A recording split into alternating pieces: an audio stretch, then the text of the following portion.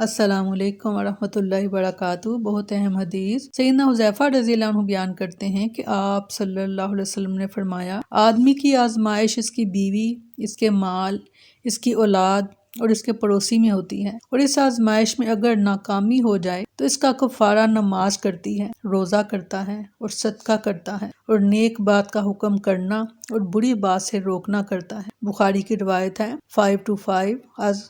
یہ بہت زیادہ خوبصورت اور بہت اہم حدیث، اگر ہم اس کو اپنے عمل میں لے آئیں، جتنا قریب ہم سے کوئی ہوگا وہ اتنی ہی بڑی آزمائش کی صورت اختیار کرے گا۔ اور یہ پڑوسی سب سے نزدیک، بیوی نزدیک، یعنی بیوی کے لیے شوہر اور شوہر کے لیے بیوی، اور پھر اس کے بعد اولاد، اس کا مال، یہ سب چیزیں آزمائش بن جاتی ہیں۔ مگر نماز ایسی چیز ہے جو ان نماز سب کے سب جو بھی آپ پر آزمائش آئی، اللہ تعالیٰ اس کا مداوع کریں گے نماز کے ذریعے سے۔ اللہ تعالیٰ ہمیں توفیق عطا فرمائے۔